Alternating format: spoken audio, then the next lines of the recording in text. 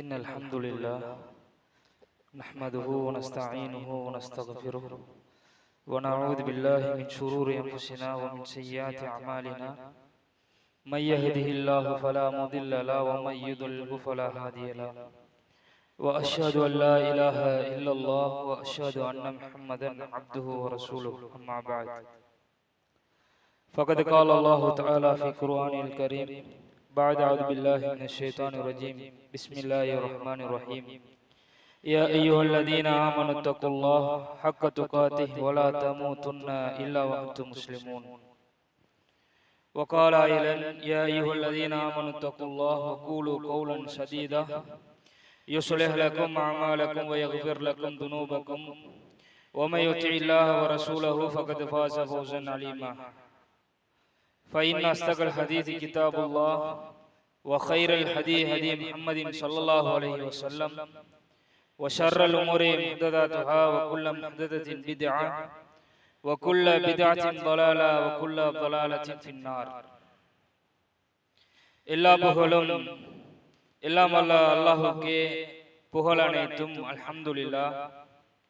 ஸலாமும் ஸலவாத்தும் எம்மிறுதி தூதர் ரசூலுல்லாஹி ஸல்லல்லாஹு அலைஹி வஸல்லம் அவர்கள் மீதும் அன்னலாரின் அடிச்சுவடுகளை பின்பற்றி வாழ்ந்த உத்தம சஹாபாக்கள், தாபியூன்கள், தபை தாபியூன்கள், இன்று வரை முஸ்லிம்களாக மூமின்களாக வாழ்ந்து கொண்டிருக்கும் நம் அனைவர்கள் மீதும் சாந்தியும் சமாதானமும் என்றென்றும் உண்டாவதாக. அன்புக்குரிய இஸ்லாமிய உறவுகளே, அல்லாஹுடைய நல்லடியார்களே, எம் மீது கடமையான ஜும்மாவுடைய கடமையை நிறைவேற்றுவதற்காக வேண்டி அல்லாஹுடைய மாளிகையில் எவ்வாறு நேரகாலத்தோடு இந்த இடத்தில் ஒன்று சேர்த்திருக்கின்றோமோ அதே போன்று நாளை மறுமையில் உயர்தரமான சொர்க்கமாகிய ஜன்னத்துல் ஃபிர்தௌஸ் என்ற அந்த சொர்க்கத்தில் நம் அனைவரையும் ஒன்று சேர்ப்பானாக. இந்த உலகத்தில் படைக்கப்பட்ட ஒவ்வொரு மனிதனும் அவன் எதற்காக வேண்டி படைக்கப்பட்டிருக்கின்றான், அவன் இந்த உலகத்துக்கு எதற்காக வேண்டி அனுப்பப்பட்டிருக்கின்றான், என்ன நோக்கத்துக்காக வேண்டி இந்த உலகத்திலே வாழ்ந்து கொண்டிருக்கின்றான் என்கின்ற விடயங்களை எல்லாம் இன்றைய மனித சமுதாயம் மறந்து வாழ்கின்ற ஒரு நிலையை நாம் பார்க்கக்கூடியதாக இருந்து கொண்டிருக்கின்றது. அன்புக்குரிய இஸ்லாமிய உறவுகளே, அல்லாஹ்வுடைய நல்லடியார்களே, அல்லாஹு தஆலா அல் குர்ஆனிலே அழகாக தெளிவாக சொல்லி காட்டுகின்றான். எவ்வாறு என்று சொன்னால், வமா ஹலக்துல் ஜின்ன வல் இன்ஸ இல்லா லியஅபுதுன், மனித வர்க்கத்தையும் ஜின் வர்க்கத்தையும் என்னை அடிபணிவதற்காகவே வேண்டி அன்றி நான் இந்த உலகத்தில் படைக்கவில்லை என்று அல்லாஹு தஆலா குர்ஆனிலே மிக அழகாக தெளிவாக சொல்லி காட்டுவதை நாம் பார்க்கக்கூடியதாக இருந்து கொண்டிருக்கின்றது. அன்புக்குரிய இஸ்லாமிய உறவுகளே, அல்லாஹ்வுடைய நல்லடியார்களே, அல்லாஹ்வுடைய தூதர் ரசூலுல்லாஹி ஸல்லல்லாஹு அலைஹி வஸல்லம் அவர்களும் இந்த உலகத்திலே வாழ்கின்ற பொழுது எதையெல்லாம் எம் மீது கடமையாக்கி இருக்கின்றார்களோ அத்துணை கடமைகளையும் அத்துணை இபாதத்துகளையும் உயிரோடு வாழ்கின்ற பொழுது நாம் எடுத்து நடப்பது எம் முஸ்லிம் உம்மத்தில் ஒவ்வொருவரும் மீது கடமையாக இருந்து கொண்டிருக்கின்றது. எம் மீது கடமையாக்கப்பட்ட கடமையான விடயங்களை நாம் செய்வது ஒவ்வொரு முஸ்லிமுடைய கடமையாக இருந்து கொண்டிருக்கின்றது. இன்றைய காலகட்டத்தை பொறுத்தவரைக்கும் ஒரு முஸ்லிமின் மீது கடமையாக்கப்பட்ட கட்டாயமாக்கப்பட்ட ஒரு மிக முக்கியமான ஒரு விடயம்தான் தொழுகையாக இருந்து கொண்டிருக்கின்றது. ஒரு மனிதன் லா இலாஹ இல்லல்லாஹ் முஹம்மது ரசூலுல்லாஹ் என்று கலிமாவை மொழிந்து இந்த மார்க்கத்துக்குள் பூரணமாக சண்முகமாக நுழைந்ததற்கு பின்னால் அவன் செய்ய வேண்டிய இரண்டாவது மிக முக்கியமான கட்டாய கடமையாக இந்த தொழுகை இருந்து கொண்டிருப்பதை நாம் ஒவ்வொருவரும் அறிந்த விடயமாக இருந்து கொண்டிருக்கின்றது. இந்த தொழுகையை பொறுத்தவரைக்கும் சமகாலத்தை நாம் எடுத்து நோக்கினோம் என்று சொன்னால், தான் தோன்றித்தனமாக மனோ இச்சைக்கு கட்டுப்பட்டவர்களாக பொடுபோக்குத்தனம் காட்டக்கூடியவர்களாக இன்றைய முஸ்லிம் சமுதாயத்தில் அதிகமானவர்கள் இருந்து கொண்டிருப்பதை நாம் பார்க்கக்கூடியதாக இருந்து கொண்டிருக்கின்றது. அல்லாஹ்வுடைய தூதரும் இந்த தொழுகையை விட்டால் என்ன தண்டனை என்று நம் காதுகளில் அவ்வப்போது ஒலித்தும் அதனை செவிமடுத்தும் அதனை நடைமுறைப்படுத்தாதவர்களாக இன்னும் உள்ளத்தில் கரடு படிந்தவர்களாகத்தான் இன்றைய முஸ்லிம்கள் வாழ்ந்து கொண்டிருப்பதை நாம் பார்க்கக்கூடியதாக இருந்து கொண்டிருக்கின்றது. எத்தனையோ மெம்பர் மேடைகளிலும் எத்தனையோ மார்க்க உபன்யாசங்களிலும் தொழுகையுடைய முக்கியத்துவங்களை பற்றி பேசப்படுகின்றது. தொழுகையை விட்டால் நரகவாதி என்று சொல்லப்படுகின்றது. இதையெல்லாம் கேட்டுக்கொண்டு தான் தோன்றித்தனமாக தன்னுடைய மன உச்சிக்கு கட்டுப்பட்டவர்களாக இந்த உலக மோகங்கள் அவர்களுடைய உள்ளத்தில் ஆழமாக குடிபூந்ததன் காரணமாக அவர்களால் அதிலிருந்து மீண்டு அல்லாஹ்வுக்கு நன்றி செலுத்துவதற்காக வேண்டி பள்ளிவாசலுக்கு வருவதற்கு மிக கடும் கஷ்டமாக இருப்பதை நாம் பார்க்கக்கூடியதாக இருந்து கொண்டிருக்கின்றது. அன்புக்குரிய இஸ்லாமிய உறவுகளே, அல்லாஹ்வுடைய நல்லடியார்களே, இந்த தொழுகையை விட்டால் என்ன தண்டனை என்று 4 மதுஹப்களை சேர்ந்த பெரும் 4 மதுஹப்களை சேர்ந்த இமாம்கள் சொல்லுகின்றார்கள். அதற்கு பிறகு ரசூலுல்லாஹி ஸல்லல்லாஹு அலைஹி வஸல்லம் அவர்கள் இந்த தொழுகையை விட்டால் என்ன தண்டனை என்பதை நாம் இந்த ஜும்மாவிலே அலசி ஆராய கடமைப்பட்டிருக்கின்றோம். அன்புக்குரிய இஸ்லாமிய உறவுகளே, அல்லாஹ்வுடைய நல்லடியார்களே, இமாம் அபூ ஹனீஃபா ரஹ்மத்துல்லாஹி அவர்கள் சொல்லுகின்றார்கள். எவ்வாறு சொன்னால், ஒரு மனிதன் தொழுகையை நேரத்துக்கு தொழவில்லை என்று சொன்னால், அந்த தொழுகை அவன் மீது கடமையாக்கப்பட்ட தொழுகையை அவன் புறக்கணிக்கின்றான் என்று சொன்னால், அவனை ஒரு வருட காலம் அவனை என்ன செய்து விட வேண்டும்? அந்த ஊரை விட்டும் அந்த சமுதாயத்தை விட்டும் ஒதுக்கி விட வேண்டும், நாடு கடத்தி விட வேண்டும் என்று இமாம் அபூ ஹனீஃபா ரஹ்மத்துல்லாஹி அவர்கள் அவருடைய கிரந்தத்திலே அழகாக சொல்லி காட்டுகின்றார்கள். அதே போன்றுதான் இமாம் ஷாஃபி ரஹ்மத்துல்லாஹி அவர்கள் சொல்லுகிறார்கள். எவ்வாறு சொன்னால், ஒரு மனிதன் தொழுகையை வேண்டுமென்று விடுகின்றான் என்று சொன்னால், அவன் மீது கடமையாக்கப்பட்ட அந்த தொழுகையை அவன் புறக்கணிக்கின்றான் என்று சொன்னால், அவனை 7 வயதானால் தொழுவும்படி என்ன செய்யுங்கள்? அவனுக்கு ஏவுங்கள். 10 வயதானால் அந்த பையனை என்ன செய்து விடுங்கள்? அடித்து தொழுவீங்கள். அதற்கு பிறகு அவன் தொழவில்லை என்று சொன்னால், அவனை முஸ்லிம்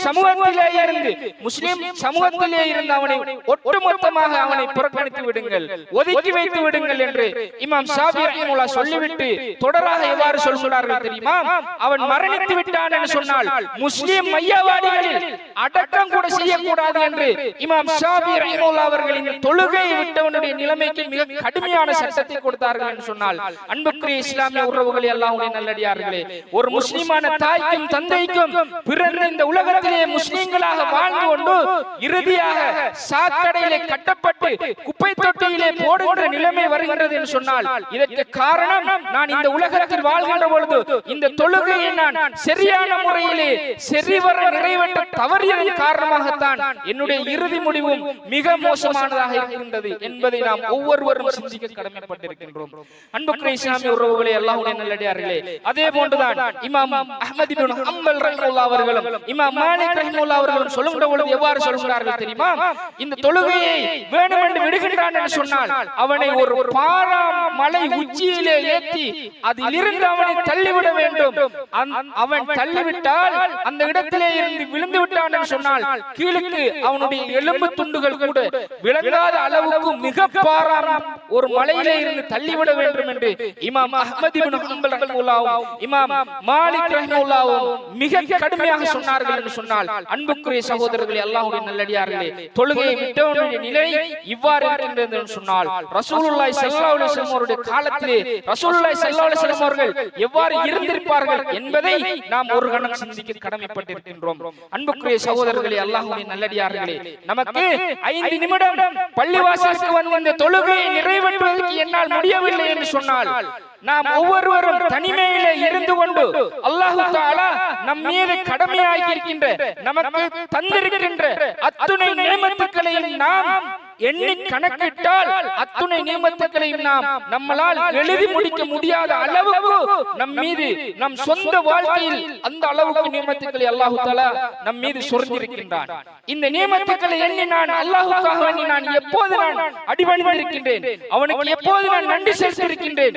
இந்த உலகத்திலே வாழ்கின்ற பொழுது 60 வருடங்கள் 70 வருடங்கள் வாழ்ந்திருக்கின்றோம். என்ன பிரயோசனமாக இருக்கின்றது? வாழ்வதற்கு என்ன பிரயோசனம் இருக்கின்றது? அல்லாஹ்வுக்காக வேண்டி வாழ்ந்திருக்கின்றோம். வாழ்ந்திருக்கின்றோமா? அல்லாஹ்வுடைய வேத வசனங்களை எடுத்து வாழ்ந்திருக்கின்றோமா?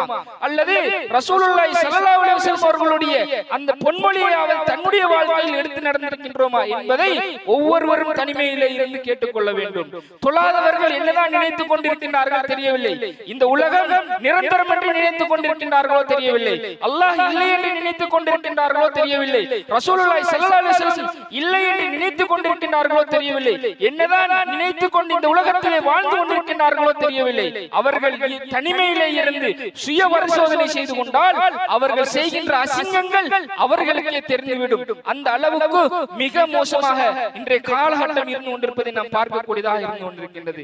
அன்புக்குரிய இஸ்லாமிய உறவுகளே, அல்லாஹ்வுடைய நல்லடியார்களே, அல்லாஹ் தஆலா அல் குர்ஆனிலே சொல்லி காட்டுகின்ற பொழுது மிக அழகாக சொல்லி காட்டுகின்ற நான் எவ்வாறு சொன்னால், இன்ன ஸலாத்த தன்ஹா அனில் ஃபஹ்ஷாஇ வல் முன்கர், தொழுகை நிச்சயமாக தொழுகை மானக்கேடான கெட்ட வெறுக்கத்தக்க விடயங்களை விட்டும் ஒரு மனிதனை பாதுகாத்து விடும் என்று அல்லாஹ் தஆலா மிக அழகாக சூரத் அன்கபூத்திலே மிக அழகாக 29வது வசனத்தில் 45வது வசனத்தில் அழகாக சொல்லி காட்டுகின்றான். நாம் எப்போதாவது நம் வீட்டிலே இருக்கின்ற குர்ஆனை புரட்டி இந்த வசனங்களை நாம் படித்திருக்கின்றோம். அன்புக்குரிய சகோதரர்களே, நம்முடைய வீடுகளில் இன்றைக்கு குர்ஆன் எவ்வாறு ஏற்றப்படுகிறது? தூசி துடைக்கப்படாமல் இன்றைக்கு ஒவ்வொருவருடைய வீடுகளிலும் ராக்கையில் குர்ஆன் வைக்கப்பட்டிருக்கின்றது. அத்துணைக்கும் உலக மோகம் தன்னுடைய உள்ளத்தில் ஆழமாக கூடி விழுந்து விட்டது. இன்றைக்கு அல்லாஹ்வுடைய தூதரையும் புறக்கணித்து விட்டு வாழ்கின்ற சமுதாயமாக முஸ்லிம் சமுதாயம் மாறிக்கொண்டிருப்பதை நாம் கண் முன்னால் பார்க்கக்கூடியதாக இருந்து கொண்டிருக்கின்றது. மிக கவலையாக இருக்கின்றது. அன்புக்குரிய இஸ்லாமிய உறவுகள் அல்லாஹ்வுடைய நல்லடியார்களே, என்னதான் நினைத்துக் கொண்டு வாழ்கிறார்களோ தெரியவில்லை.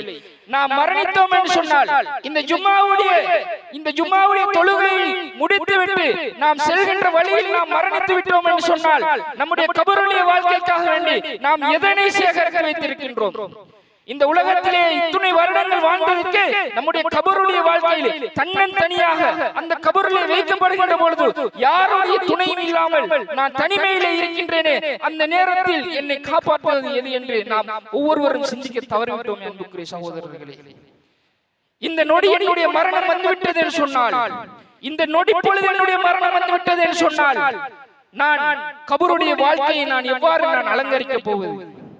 அன்புக்குரிய இஸ்லாமிய உறவுகள் அல்லாஹ்வுடைய நல்லடியார்களே, அல்லாஹ்வை நாம் அஞ்சிக் கொள்ள வேண்டும். அன்புக்குரிய சகோதரர்களே, அல்லாஹ்வோடு நாம் அதிகமாக அவரோடு நாம் தொடர்புகளை ஏற்படுத்திக் கொள்ள வேண்டும். அன்புக்குரிய இஸ்லாமிய உறவுகளே, அல்லாஹ்வுடைய நல்லடியார்களே, இன்றைக்கு பார்க்கின்றோமா இல்லையா? நம்மிடத்திலே நம்மளோடு நன்றாக பழகிய ஒரு நண்பன், நம்மளோடு நன்றாக பழகியவன், நமக்காக வேண்டி அனைத்தையும் செய்த ஒரு நண்பன், அவனிடத்திலே நாம் ஒரு உதவியை கேட்கின்றோம், அதற்கு அவன் செய்யவில்லை என்று சொன்னால் நன்றி கெட்ட நண்பன் என்று நாம் அவரை தூற்றுகின்றோமா இல்லையா? ஏசுகின்றோமா இல்லையா? அதே போன்று தன்னுடைய மனைவி தனக்கு வேண்டியதை செய்யாமல் அதை புறக்கணிக்கின்றாள் என்று சொன்னால் நன்றி கெட்டவள் என்று நாம் திட்டுகின்றோமா இல்லையா? நாம் ஒரு கணம் சிந்திக்க கடமைப்பட்டிருக்கின்றோம். அன்புக்குரிய சகோதரர்களே, நமக்கு அல்லாஹ் தஆலா இவ்வளவு நியமத்துக்களை எல்லாம் தந்து அந்த நியமத்துக்களை எல்லாம் அனுபவித்துக் கொண்டு அந்த நியமத்துக்களோடு நாம் வாழ்கின்ற பொழுது நாம் அல்லாஹ்வுக்கு நன்றியுடையவனாக இருக்கின்றோமா, நன்றி கெட்டவனாக இருக்கின்றோமா என்பதை நாம் ஒரு கணம் சிந்திக்க கடமைப்பட்டிருக்கின்றோம். அன்புக்குரிய இஸ்லாமிய உறவுகளே, அதே போன்றுதான் ரசூலுல்லாஹி ஸல்லல்லாஹு அலைஹி வஸல்லம் அவர்கள் சொன்னார்கள். எவ்வாறு சொன்னார்கள் தெரியுமா? இந்த தொழுகையை விட்டால் அவன் காஃபிர் என்று சொன்னார்கள். மன் தரக்க ஸலாத்தன் ஃபக்கத் கஃபர என்று அல்லாஹ்வுடைய தூதர் தெளிவாக சொல்லிவிட்டார்கள். யார் ஒரு மனிதன் தொழுகையை விடுகின்றானோ அவன் காஃபிராகி விட்டான் என்று சொல்கிறார்கள். அன்புக்குரிய இஸ்லாமிய உறவுகளே, அல்லாஹ்வுடைய நல்லடியார்களே, நாம் இன்றைக்கு தொழுகையை புறக்கணித்து விட்டு உலக விடயங்களுக்காக வேண்டி செல்கின்றோமா இல்லையா? இன்றைக்கு எவ்வாறு சமூகம் மாறி இருக்கின்றது என்று சொன்னால், நாம் ஒருவருடைய வீட்டுக்கு செல்வதாக இருந்தால் எந்த நேரத்திலே செல்ல போகின்றோம்? இஷாவுடைய அதான் ஒலிக்கப்படுகின்றது, அந்த நேரத்திலே தான் நாம் இன்னொருவருடைய வீட்டுக்கு நாம் உபகாரமாக செல்லக்கூடியவர்களாக இருந்து கொண்டிருக்கின்றோம். அதே போன்றுதான் விளையாட்டுகள், தெருக்களிலே விளையாட்டுகள் நடைபெறுகின்றது. அந்த விளையாட்டுகளுக்கு நாம் ஒதுக்கின்ற நேரத்தை அல்லாஹ்வுடைய மாளிகையில் நாம் ஏன் ஒதுக்க தவறிவிட்டோம்? அன்புக்குரிய சகோதரர்களே, அதே போன்றுதான் நாம் நம்முடைய ஓய்வு நேரங்களை கழிப்பதற்காக வேண்டி அங்குமிங்குமாக செல்கின்றோமே.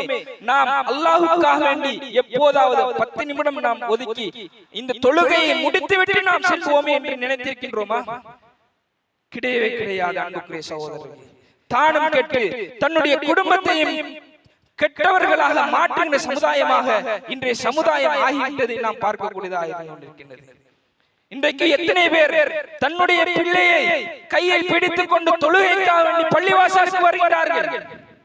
நேர காலத்தோடு பள்ளிவாசலுக்கு வந்து அமர்ந்து அந்த பள்ளிவாசலை அல்லாஹ்விடத்திலே தனக்கு தேவையானவற்றை நாம் கேட்டு அவனிடத்திலே பறைசாட்டி விட்டு இந்த தொழுகையை நிறைவேற்றி விட்டு எத்தனை பேர் செல்கின்றார்கள் அன்புக்குரிய சகோதரர்களே.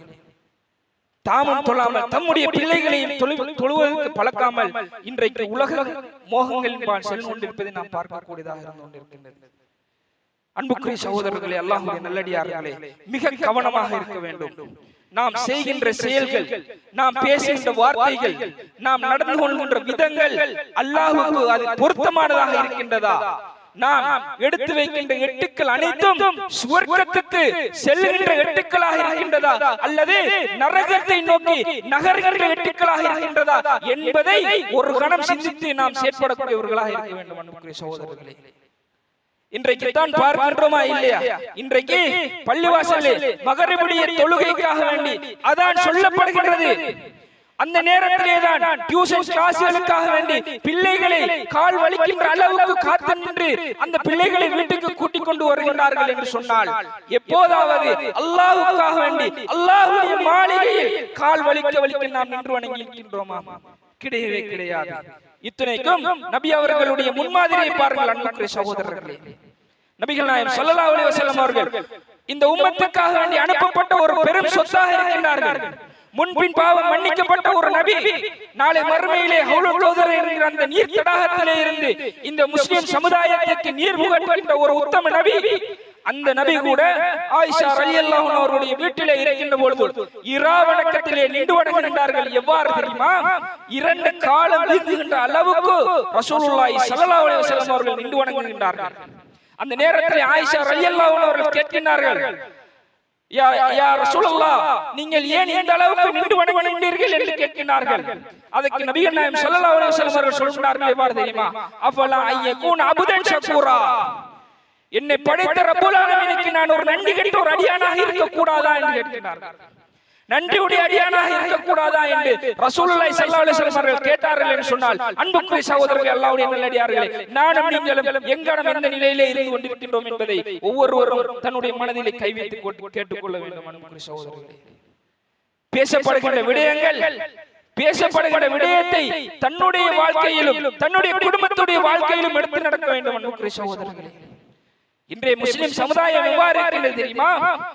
அவர்களுக்கு தக்வாவுடைய விடயம் பேசப்படுகின்ற பொழுதுதான், இறையச்சத்தை பற்றி பேசப்படுகின்ற பொழுதுதான் அவருடைய ஈமான் அதிகரித்துக் கொண்டிருக்கும்.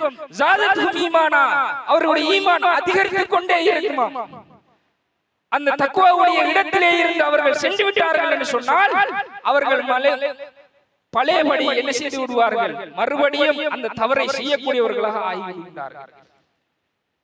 அவ்வாறு இல்லாமல் நாம் பேசுகின்ற விடயத்தை செவியுற்று அதனை தன்னுடைய வாழ்க்கையிலும் தன்னுடைய குடும்பத்துடைய வாழ்க்கையிலும் எடுத்து நடப்பதற்கு உறுதுணையாக இருக்க வேண்டும். அன்புக்குரிய சகோதரர்களே, அதே போன்றுதான் அல்லாஹ் தஆலா அல் குர்ஆனிலே சொல்லி காட்டுகின்ற பொழுது எவ்வாறு சொல்கிறான் தெரியுமா? கது அஃப்லஹல் முஃமினூன், மூமின்கள் வெற்றி பெற்று விட்டார்கள். எவ்வாறு வெற்றி பெற்று விட்டார்கள்? அவர்கள் தொழுகையை பொடுபோக்குத்தனம் காட்டாதவர்களாக நேர காலத்தில் தொழக்கூடியவர்களாக இருப்பார்கள். இன்றைக்கு தொழுகையை நாம் நேர காலத்தில் தொழுபவர்கள் எத்தனை பேர் இருக்கின்றோம்? சுபஹுடைய தொழுகைக்காக வேண்டி பள்ளிவாசலுக்கு வந்தோம் என்று சொன்னால் இமாமும் முஅத்தினும் மாத்திரம்தான் நின்று கொண்டிருப்பார்கள். அந்த நேரத்தில் அவர்கள் தூங்கிக் கொண்டிருப்பார்கள். முஅத்தின் அஸ்ஸலாத்து கைரு மினன் நௌம், தொழுகையை விட தூக்கத்தை விட தொழுகை சிறந்தது என்று சொல்லப்படுகிறது. தூக்கத்தை விட தொழுகை சிறந்தது என்று சொல்லப்படுகிறது. அந்த நேரத்திலே தான் இன்றைய இளைஞர்களும் தூக்கத்துக்காக வேண்டி செல்லக்கூடியவர்களாக இருந்து கொண்டிருக்கிறார்கள். இரவு முழுக்க பகல் போன்று கழித்து விட்டு பகலை இரவுகளாக கழித்துக் கொண்டிருக்கின்ற இளைஞர்கள் நம் மத்தியிலே அதிகமானவர்களாக இருந்து கொண்டிருக்கிறார்கள். அன்புக்குரிய சகோதரர்களே, அல்லாஹ்வுடைய நல்லடியார்களே, இளைஞர் பருவம் என்பது மிக முக்கியமான, வாலிப பருவம் என்பது மிக முக்கியமான, நமக்கு மிகவும் ஒரு முக்கியமான ஒரு பருவமாக இருந்து கொண்டிருக்கின்றது. ரசூலுல்லாஹி ஸல்லல்லாஹு அலைஹி வஸல்லம் அவருடைய காலத்திலே வாழ்ந்த சஹாபாக்களையும் இன்று வாழ்கின்ற இளைஞர்களையும் ஒப்பிட்டு பார்க்கின்ற பொழுது அவர்கள் ஒருபடி மேலே இருக்கின்றார்கள். நம்முடைய இளைஞர்கள் நரக படுகொலியிலே இருந்து கொண்டிருப்பதை நாம் பார்க்கக்கூடியதாக இருக்கின்றது.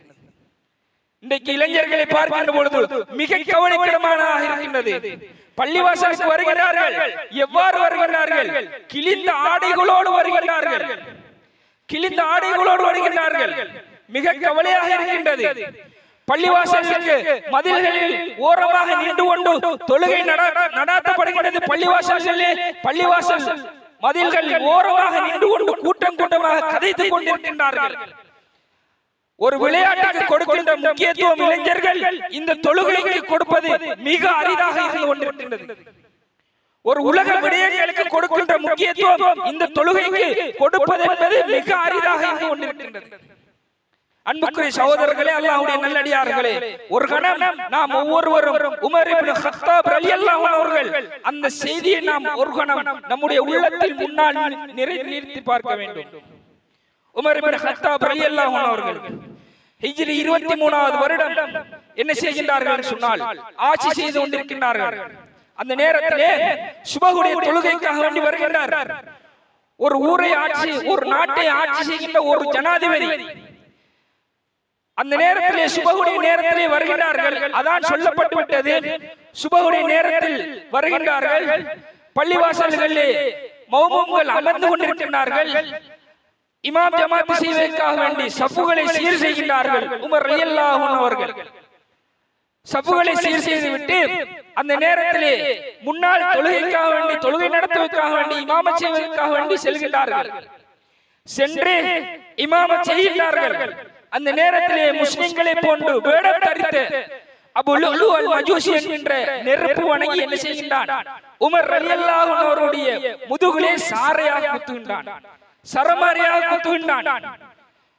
அந்த இடத்திலே உமர் ரலியல்லாஹு அன்ஹு அவர்கள் என்ன செய்கிறார்கள் என்று சொன்னால், பின்னால் நின்ற அப்துர்ரஹ்மான் இப்னு அவுஃப் ரலியல்லாஹு அன்ஹு அவர்களை கையை பிடித்து முன்னால் இழுக்கின்றார்கள். இமாம் ஜமாத் செய்வதற்காக மயக்கமுற்று விழுகின்றார்கள். உடனே சஹாபாக்கள் அனைவரும் என்ன செய்கிறார்கள் என்று தெரியுமா? உமர் ரலியல்லாஹு அன்ஹு அவர்களை வீட்டுக்கு கொண்டு செல்கிறார்கள். வீட்டுக்கு கொண்டு சென்று உமர் ரலியல்லாஹு அன்ஹு அவர்களுக்கு தேவையான அவசர சிகிச்சைகள் நடைபெற்றுக் கொண்டிருக்கின்றது. மயக்கம் தெளிவுறுகின்றார்கள் உமர் ரலியல்லாஹு அன்ஹு அவர்கள். இப்னு அப்பாஸ் ரலியல்லாஹு அன்ஹு அவர்கள் சொல்லுகின்றார்கள், யா அமீருல் முஃமினீனே, நீங்கள் இன்னும் சுபஹுடைய தொழுகையை நீங்கள் நிறைவேற்றவில்லை.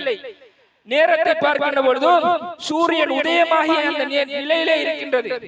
உடனே தயமம் செய்து கொண்டு உமர் ரலியல்லாஹு அன்ஹு அவர்கள் இரத்தம் வடிகின்ற நிலைமையிலே, இரத்தம் சாறை சாறையாக வடிகின்றது. அந்த நிலைமையிலே ரசூல் உமர் ரலியல்லாஹு அன்ஹு அவர்கள் என்ன செய்கிறார்கள்? தொழுகையை நிறைவேற்றுகிறார்கள்.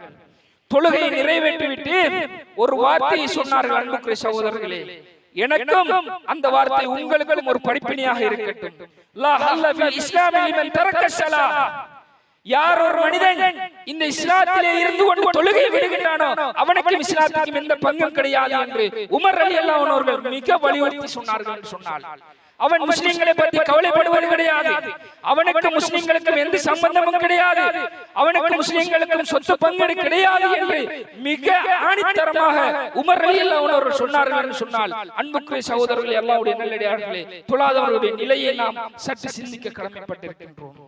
அதே போன்றுதான் ரசூலுல்லாஹி ஸல்லல்லாஹு அலைஹி வஸல்லம் அவர்கள் ஒரு ஹதீஸிலே சொல்கிறார்கள், அல்லாஹுல்லதி பைனி வ பைனனா ஸலாஹ். எங்களுக்கும் மற்றவர்களுக்கும் முனாஃபிக்குகளுக்குமான பிரிவினை இந்த தொழுகையாகத்தான் இருந்து கொண்டிருக்கின்றது. எங்களையும் அந்த முனாஃபிக்குகளையும் பிரித்து காட்டுவது தொழுகையாக இருந்து கொண்டிருக்கின்றது. முனாஃபிக்குகள் தொழமாட்டார்கள்.